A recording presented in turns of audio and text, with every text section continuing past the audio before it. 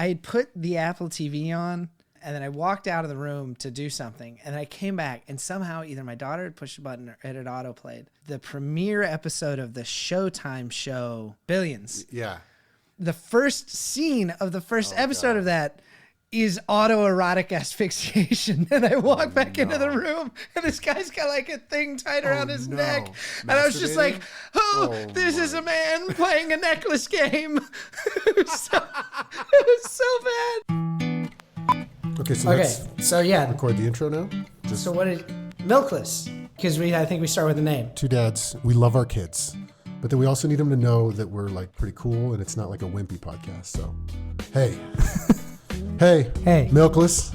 Hey, welcome. Hey, Milkless. Call the audience, Milkless. What's up, Milkless? Max coming at you. What if that's it? That's our first take. So one of my favorite things to do with my eldest daughter is to pre-vet, to make sure there's no like anything horrifying in there, but to pre-vet scenes from adult movies that are some of my favorite movies, and then sit and watch them with her and talk about it. So she's watched like pieces of American Beauty. She watched the scene in Avatar where he first gets the flying thing and they like fly through the waterfalls and everything. Nice. Road to Perdition. There's a scene that she often talks about from I don't know if you remember that old movie where Tom Hanks played a murderer. Yeah. But it's cool because it's like she doesn't always understand what's going on, but I feel like she feels, you know how when you're a kid there's like the adult world. Yeah. You're like, I don't know what happens out there. I'm like, is this movie for adults? Is this a grown-up movie? And it's like, this is a little window into the grown-up world, but one that won't freak her out too much. Mm-hmm. The grown-up world, when you get there, is a lot more mundane than you hoped it would be as a kid. Yeah. So I'm maybe not helping with that, but I am trying to give her a decent taste in film. Yeah, but that is such a cool thing. That's like what maybe like filmmaker dads do. That the rest of the world can steal from, because I'm going to steal that. That's such a great idea. Thanks. Yeah. Oh, yeah. We get a kick out of that. We watched the scene from Ferris Bueller's Day Off when he shows up on the parade float, and it like intercuts between his girlfriend and his best friend having that conversation about the future, which is actually kind of like really profound and about like the waywardness of adolescence. And it cuts back and forth between that and Ferris Bueller singing Shake It Up, Babe, Twist and Shout, and like the entire city of New York joining them and singing it. That was fun. That's a fun movie clip. What are some good movies that you think they could watch in full? Like for me, Rudy, I think was so impactful for me. Mm-hmm. There's maybe a couple profanities in it, maybe a couple themes that are a little aggressive, but like 99.9% of this is good for young kids. And I think it teaches something really cool about like overcoming adversity. We talk about it all the time. Like, remember what Rudy did? Like, he did something that, people didn't think he could do. And, they love Rudy. So I'm thinking about other stuff like that. Like any other good movies that are good for that are kids. Kind of a little more for adults. We're like biding our time for the right moment to watch The Princess Bride together, because I think that's an all-time great. But I still remember watching The Princess Bride too young, and The Rodents of Unusual Size scared the shit out of me. I don't know how to do that to my kid. Yeah. But we have trouble getting her to watch not animated films. She mostly wants to watch animated films, and if there's real people, it's usually not exciting. What about like a Milo and Otis? Have you seen that? Like the dog and cat that talk to each other. I remember that as a kid. So we dredged that up on Amazon Prime. Paid fucking $14.99 for it. But it was like a dog and a cat talking. So getting used to things that are not animated. It's still totally for kids. Like Air Bud, so bad, but they like that too. I can't, man. I just don't want to expose my kids to like bad movies. There's sometimes a song come on the radio and I'm just like, it's bad music, baby. It's just bad. Yeah. I can't wait to show them adult movies. The only thing that always scares me is if you go a little too far, you create nightmares. We watched Raiders of the Lost Ark with our kids, 3, 5, and 7. You watched Raiders of the Lost Ark with a 3-year-old? Yeah. Because, is that the one where he rips the heart out of the guy's chest? No, Kalima. Is that the one where their faces melt because of the faces melt at the end. I forgot your 3-year-old about the face. saw the faces melt? Well, oh, no. Thankfully, I think she was too young to understand it, because or she was, and she developed an immediate defense mechanism because after that happened, she was like maniacally laughing and saying, "Ha ha! The face turned to jelly, right, Dad? It was jelly face. Jelly. God. Why was his face jelly?" Maybe a little too soon on that one. Yeah. Could have been a little too soon on that one. Yeah. I remember seeing Indiana Jones when I was maybe first or second grade or something, and so our 7-year-old is watching things at maybe appropriate times, maybe even a little early. Yeah. The 5 and 3-year-olds, I mean, they just fall by the wayside. They just come they're just along for the ride. Yeah. Movie night. We did have one time where I had put the Apple TV on to we were going to put on Disney Plus or something. And then I walked out of the room to do something. And I came back and somehow either my daughter had pushed a button or it had auto-played. And it was playing the premiere episode of the Showtime show, I think called Millions, which is about billions. Yeah. And a lot of profanity. The first episode of that, the first scene of the first episode of that is autoerotic asphyxiation. And I walk back into the room and this guy's got like a thing tied around his neck. And I was just like, you can't see him. You just see him from the face up, but I knew exactly what was happening immediately. My daughter's just like, this is a man playing a necklace game. It was so bad. So who knows how that's coming back to us later. Oh my God. Oh God. Yeah. Thanks, Apple TV. But even some of the kid movies are kind of fucked up. Even Frozen, it's like, the parents just get washed away at sea and are just like totally dead and no one talks about it. So it's like, okay. If the kids are old enough to know what's happening, I get it. They sweep it under the rug for the young kids, but then the other kids are like, what? Yeah. Can Both we deal parents with this? Can we talk about the fact that the parents just drowned at sea? Or even that's always been the way with children's stories. I mean, like Hansel and Gretel. Are you fucking kidding? Like, what are we? Come on. And also, all Disney movies have some serious dark shit. I mean, Lion King. Are you fucking kidding me? Scar. Yeah. Diabolical with Mufasa. My daughter one time asked me to play. She wanted to act out the scene where she was Simba and I was Mufasa. And she was like, you just pretend to be dead. I was like, I don't really want to do that. And then she was like, let's just do it. I was like, all right, she's got to process this. So I just lay down and then she put her nose under my arm and lifted it and goes, Daddy. And I was like, I'm right here. I'm not doing this. I will never, I can't do this. Oh my God. But yeah, I mean, I remember Little Mermaid completely fucked up my little brother. Oh yeah, this is scary. Ursula's scary. Ursula, and then the whole fact that those Little Mermaid shrimp people are turned into those little shrimp anemone things. Yeah. Like eternal whatever. And that's terrifying. So it's like, okay. Pinocchio too. Pinocchio is like, come play at our school, and then they're turning them into fucking donkeys. It's so weird. For life. And twisted. Donkeys for life. Yeah. Donkeys for life. That's going to be our new t-shirt. Hashtag DFL, baby. Donkeys for life.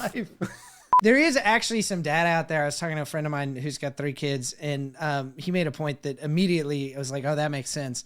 He said when you're dealing with scary stuff and introducing your kids to scary stuff, which I do think is important because they're going to encounter it, that doing it through books is a lot better for them than doing it through movies because they can control their level of immersion in it. It's very hard for a kid to watch a movie and be like, no, that's not real.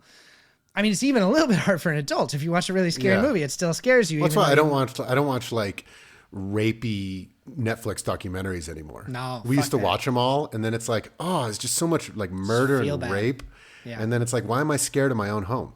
Yeah, I'm scared of the dark. I got to go take the trash cans in. I'm scared. Yeah, what the fuck? But yeah, we were reading Ricky Tikki Tavi, which I love. Do you know Ricky Tikki Tavi? I knew it as a kid, and I know the name. He's like a little mongoose squirrel thing. Yeah, and they made an animated movie out of it, which was my first action movie because the movie is basically just this mongoose just mowing through one snake after another, just being the baddest. It's basically he's Bruce Willis in Die Hard. But so I bought the book because it's also written by Rudyard Kipling, so the writing is really beautiful. Mm-hmm. And I do voices for the book. And there's a snake called Karait that's really tiny. And and I was like, well, his voice will be like a little whisper. And I kind of had already established that. And then he has this line where he just goes, I am death. And I was like in bed with my daughter, like whispering this in her ear. And I was like, Jesus Christ. But but as soon as I realized it, I was able to be like, I was like, are you doing okay? Are you scared? It's just me here. And she's like, no, I'm good. I'm good. And I realized with a book, you have the ability to like just halt it and check in a way. It's not quite immersive in the same way movies are. Yeah, 100%. And it also, if they do like a jump scare or like a really scary image, then you just keep thinking about that. Yeah.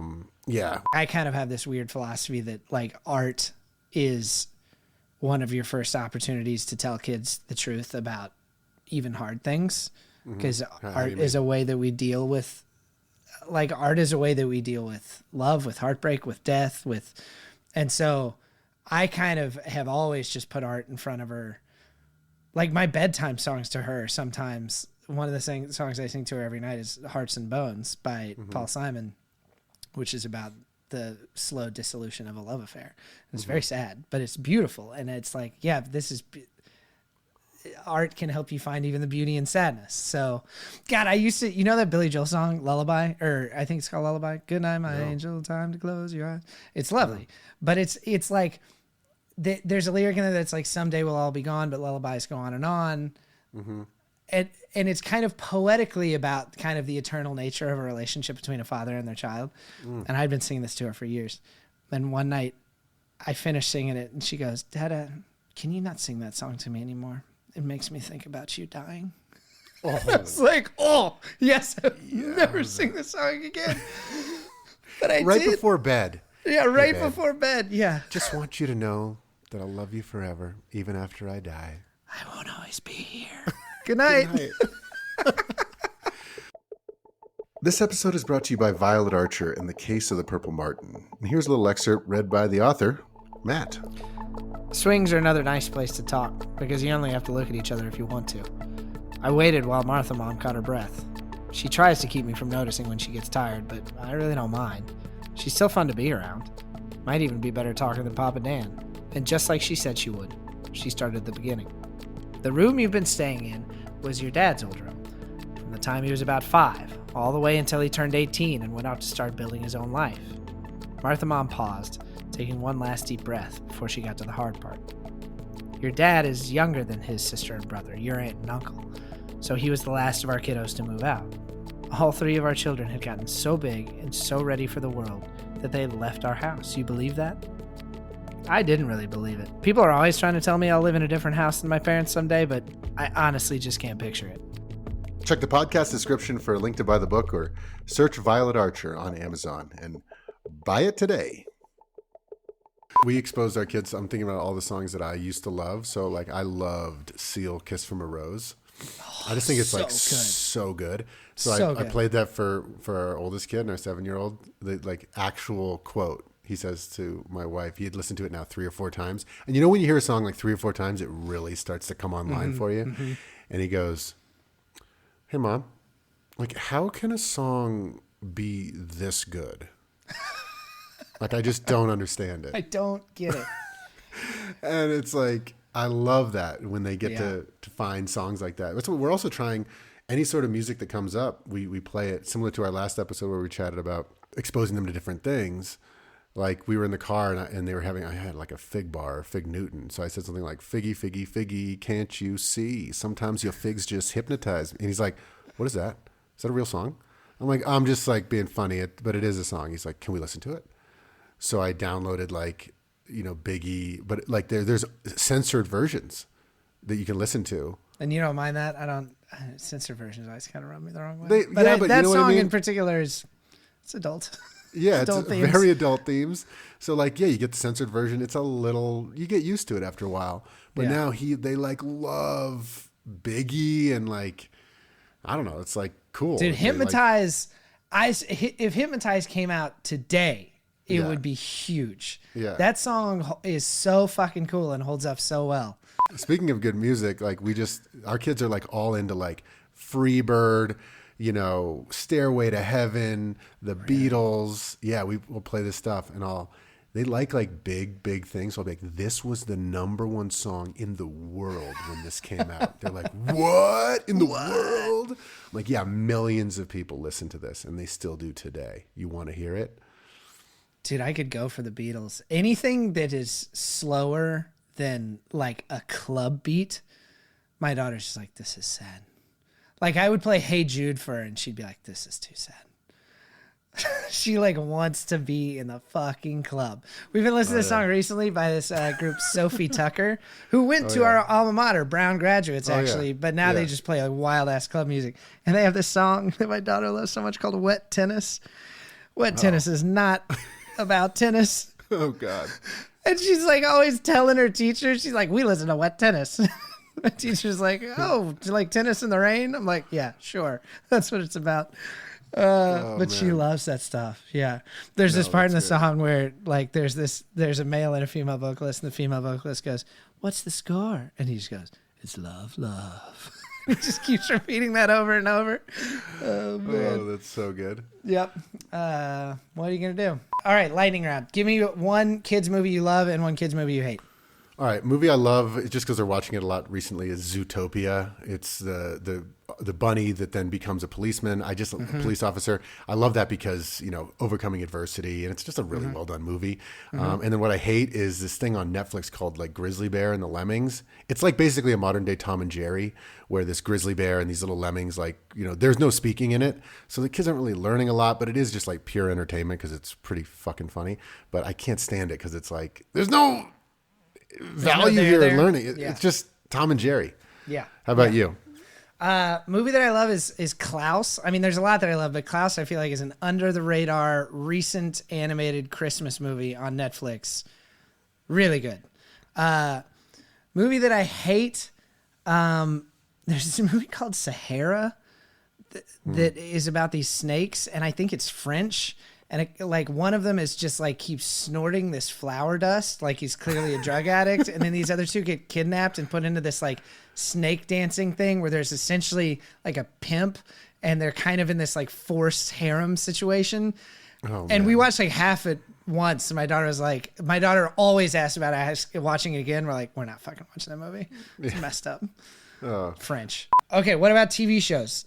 TV show you love, TV show that sucks. Okay. What I love is just honestly Paw Patrol. I know I'm like so sick of it, but it's so broad, and I like that there's always conflict, and it's never nightmare inducing. Sometimes if we get into something that's a little older, maybe Ninja Turtles or something else, it can be a little scary, causes nightmares. I like Paw Patrol. It's interesting. They do a really good job with the story.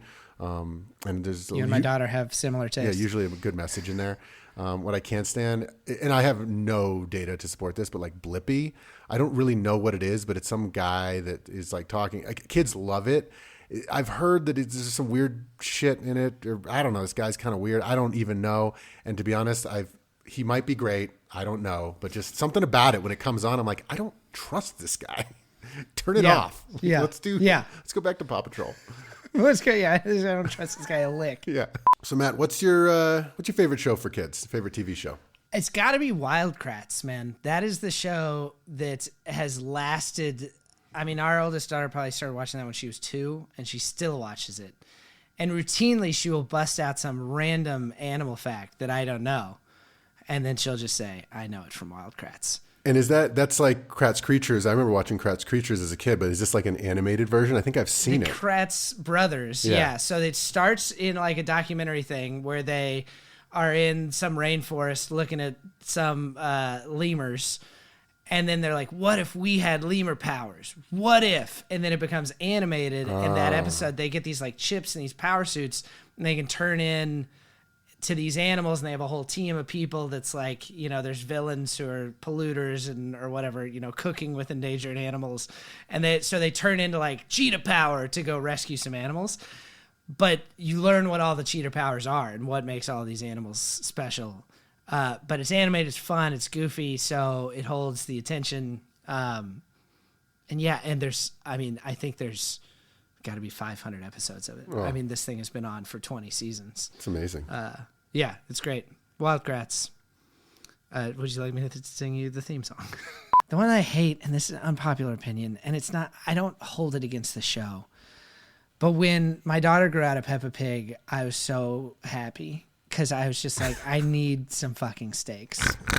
Like you just like it's muddy puddles. Like it's very cute, but it's just about a picnic. Give me some steaks. I need some. Yeah. I need That's why Paw Patrol gets a little more. There's usually conflict. Yeah. Peppa Pig is very like for an 18-month-old or something. Yeah.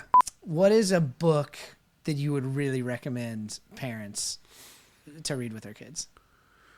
I mean, this is a weird one, but like I really like The Giving Tree by Shel Silverstein. Oh, I think it's sad as fuck, and it's kind of heavy. it's but so like, heavy. I don't know. I kind of like that book. It's beautiful, but it's a little dysfunctional. It's like as a parent, you're supposed to give them everything until you are nothing. Yeah. Or That's it's showing that like, you know, you can be happy through giving, even if you get murdered down to a stump. No, I don't know. Yeah. It's you know, it's a little fucked up. Beautiful book, but the values of it, No, my wife hates it. She's like, this is sick. This is a sick book to read to a kid before they go to sleep. Yeah. What about you? Do you have any books that you like? We've had a lot of books we've read over the years that we liked, but there was one that I remember clearly is the most fun and long lasting experience I've had. There's this woman that writes these field guides, and it's and they're field guides in natural histories of like magic or mermaids. And there's a field guide to fairies. And it's all set up as like these notes that this like researcher took in the 1920s and then passed down to their grandchild. And then all the fairies will have like host flowers, and you read about the symbiotic relationships they had with them. And so it's definitely a science book, but it's all magic. Mm-hmm. And you can spend 15 minutes on every page. So we probably read this book for 6 weeks, just exhaustively going through every page. And each page she'd pick like, I want to be that fairy because the wings are the coolest or whatever. And then there's a page where you learn about like kingdom, phylum, gene, whatever the order is. Yeah. And they do that for fairies. So you're learning science skills, but it's a magic book. It's very cool. Yeah. And it's so big good. and like really beautifully Big illustrated. books like that like get tough for us unless it's exactly one page to read, because then otherwise they want to keep reading the book and it's hard to. There's no end point. So you got to set it up at the beginning of the night. Yeah, obsessive like that. But another books that I like are typically ones that have rhymes. So like I really like The Grinch. The Grinch is Seuss like is so fun to read. Seuss it's like so you're fun freestyle rapping or something. It's so fun to read The Grinch and the Lorax. Lorax is a little long, so you got to have enough time to get through it. But The Grinch is quick. Let's hear your one slur voice. Yeah. You remember the one slur? Yeah. I don't know if Well, what's your Lorax voice? That's because he's always coffee, right? Yeah, but I usually just do it like I'm standing on a soapbox. Like, I speak for the trees have no tongues. It's a little more like MLK, I think. Interesting. But to me, he's a climate activist, so he's like a little shrill. Like he's right, but nobody really wants to hear what he has to say. Yeah. And he's just like, I speak for the trees. Like he's a little bit like self-righteous. I like have him come out like, and then the Lorax pops out. Well, I speak for the trees have no tongues. Like, I don't think he's that polished. No. Oh man. But also, you know what we've been doing recently is using ChatGPT, where I'll say, okay, ChatGPT, write me a 7-minute bedtime story, and I'll ask them, what do you guys want it to be about? And I'll be like, a unicorn, a firefighter. So I'll let them build the story, and then I'll insert a little message at the end that's like, and you know, if the kids were, you know, not eating their broccoli or something, I'm like, insert like the importance of eating broccoli in there. And they'll say like, and make it about an icicle and a big building. And it'll come up with the most amazing story. And it's like, you know, once upon a time there was this unicorn and this and that, and they climbed a thing. Uh-oh. I hate that so much. I mean, like I've spent my whole because you're life, a creative. Like this, I do this for my daughter, and great effort to myself, and will often say, "No, I can't do a story tonight because it's so much energy to think of a beautiful story." It's just, I'm just glad to know they are not beautiful stories, but they are really fucking good for a 5 or 7 year old. It will not hold up, at least right now, for like a 12-year-old. It's like, Yeah. okay, So cool party trick, bro. I got like another 2 years of having a job. That's good. Yeah. Fuck me.